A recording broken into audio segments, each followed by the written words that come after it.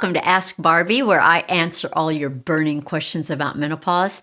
And boy, oh boy, is today's question a doozy. The question is, why did the Women's Health Initiative, or WHI, lie about HRT for menopause? So, why did the WHI lie? And the answer will shock you. Hopefully, it will anger you. I don't mean that in a derogatory way. I mean that in a productive way. Let me explain the sequence of events by going back to how we did things before the WHI. Back in the good old days, we doctors relied on good old common sense for most medical care. And I'm old enough to be one of the doctors who practiced back in the good old days. And good old common sense is a great thing because it usually leads you in the right direction. So hormone replacement for menopause began with good old common sense way back in the good old days. As I've told you before, human females didn't start living long enough to routinely experience menopause until the early 1900s. Before then, women died at about age 47, so nobody even knew that menopause existed. The few women who lived long enough to experience menopause ended up in asylums because everybody thought they were going crazy. Well, when women started living long enough to routinely experience menopause, good old common sense made it recognizable as a hormone deficiency. Women were quite literally outliving their ovaries. So the ovaries died and stopped producing estrogen, but we women went on living without our estrogen. Well, good old common sense about any other hormone deficiency told us that hormone loss requires hormone replacement.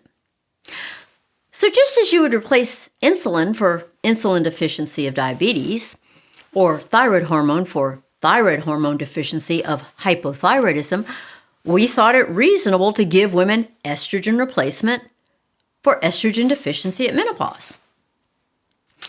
All hormone deficiencies cause a long list of symptoms that are due to the hormone deficiency. So why would estrogen deficiency be any different? See, that's the voice of good old common sense. So, in the early 1900s, researchers started looking at options to provide estrogen replacement for menopause because it constituted good old common sense. The very first estrogen replacement option was a product called Premarin. Premarin is pregnant mare urine, and pregnant mares have a lot of estrogen in their urine, so it seemed to be a great source of estrogen. Because Premarin was the only estrogen replacement product available, all women took Premarin as estrogen replacement when they became peri- or postmenopausal between 1941 and 2002. That's more than 50 years. It served to prevent all the symptoms of estrogen deficiency. And as the average female lifespan lengthened, women took hormone replacement for menopause for longer and longer periods of time. And this set the stage for the discovery that estrogen replacement for menopause prevented the 3 fatal diseases of estrogen deficiency, which are heart attack, osteoporosis, and Alzheimer's disease. While Premarin stood the test of time, with time, other estrogen replacement products became available. And the fact that estrogen prevented these diseases was so certain that hormone replacement products stated on their packages that estrogen replacement would help prevent heart attack, osteoporosis, and Alzheimer's disease. But one of the problems with good old common sense is that it can threaten poor old human egos. Just a few years before the start of the WHI study, a cardiologist by the name of Jacques Rousseau became very upset about the fact that estrogen replacement hormone products stated on their packages that estrogen replacement could prevent heart attacks. He wrote and said, "It's time to put the brakes on that bandwagon." Jacques Rousseau was the lead researcher of the WHI study. Now remember, heart attacks are the bread and butter for a cardiologist. The last thing a cardiologist wants is for women to know that all they have to do in order to avoid a heart attack is take hormone replacement for menopause. So the motive of this cardiologist was to take hormone replacement away from women so that they didn't have a way of easily preventing a heart attack. The WHI study began in the year 1996. It was supposed to run for over 8 years. And the goal of the study was to answer the question, does HRT for menopause prevent heart attacks and other diseases of estrogen deficiency? One of the most basic things in scientific research is the study design. Study design refers to how the researchers conduct the study in order to answer the question that forms the basis for doing the study in the first place. And study design dictates everything. One of the most important rules of study design is that your study design must be consistent with the question at hand. In other words, if the purpose of the study is to address diseases, then the study design must focus on diseases. And if the purpose of the study is to address prevention of diseases, then the study design must focus on prevention of diseases. Again, this is just good old common sense. It is absolutely contrary to all scientific principles to switch gears during a study. In other words, you cannot set out to study diseases, but then focus on symptoms.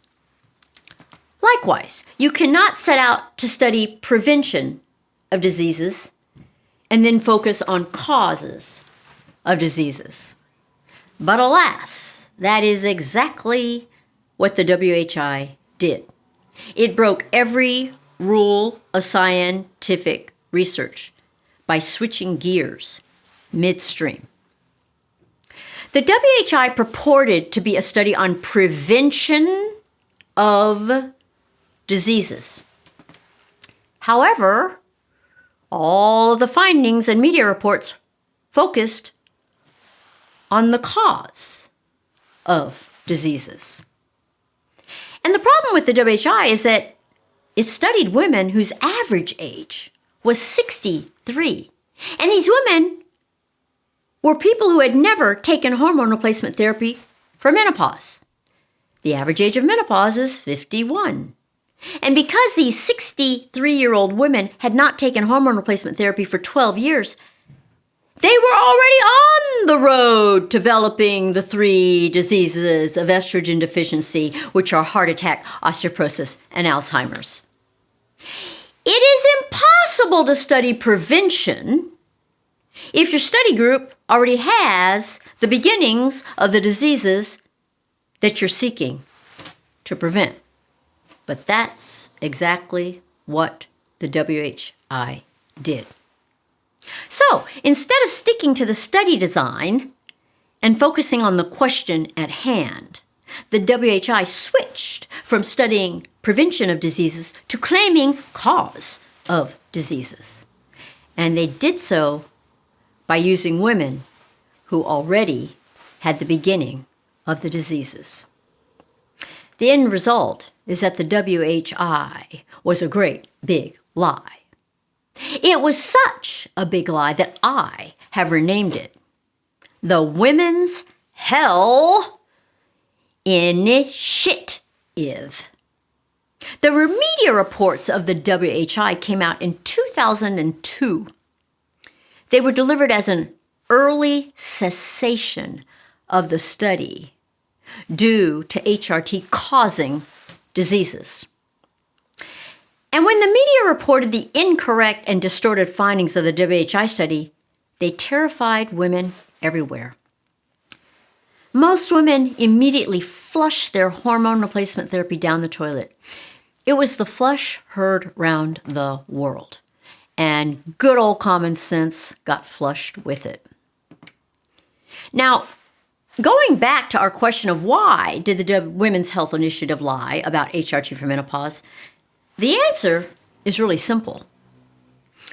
Fear is the most powerful emotion on earth. If you ever want to get someone to do something or refrain from doing something, scare them. So the WHI used breast cancer to scare women away from HRT. Now, think about this. The WHI set out to see if HRT for menopause could prevent heart attack, osteoporosis, and Alzheimer's. So how in the world did they end up scaring women by saying it causes breast cancer? See what I mean? Well, fear sells. And this cardiologist knew that breast cancer would scare women away from HRT better than heart attacks would.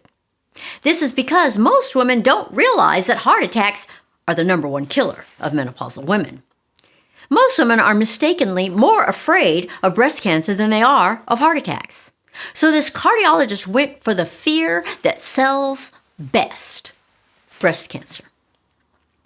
The problem with good old common sense is that it's not very common. And the problem with fear is that it's very difficult to reverse it or erase it. Now, there's another interesting parallel here. If you look at the timeline on all of these events, HRT for menopause went out of vogue at the exact same time that statins for high cholesterol came into vogue. And what do you know? Nowadays, statins are the number one selling class of drugs worldwide. Do you think that was coincidental? I don't. So fear sells and money talks. The WHI really was a great big lie. The Women's Health Initiative. Ever since the WHI became known to the public, it has governed everything about hormone replacement therapy for menopause. And in so doing, it has ruined millions of women's lives. For over 2 decades, women have been afraid to take HRT for their estrogen deficiency at the time of menopause. Never before has anyone feared any kind of hormone replacement. No diabetic fears insulin replacement. No hypothyroid person fears taking thyroid hormone replacement. There has never been a hormone replacement that causes fear. And yet, the WHI demonized women's estrogen. And that fear has outlasted all good old common sense and all facts to the contrary ever since. Why, oh why, did the WHI lie? And why, oh why, don't people wake up to the fact that it was just a great big lie? I know that the answer to this question makes you angry, and that's actually a good thing because anger is contagious. And if more women get this education on menopause and more women become angry, we can change things. But as long as women are in denial and have no education about menopause or the WHI, the fear will continue to govern the system. Menopause affects half of the world's population for half of their lives. Menopausal women are the largest group of humans on planet Earth. We deserve to know the whole truth and the whole story. And all women deserve to manage their menopause their way with facts rather than fear. So we need to make good old common sense common again. That's all I'll say for now, and I hope this helps you make your menopause really, really good. Bye.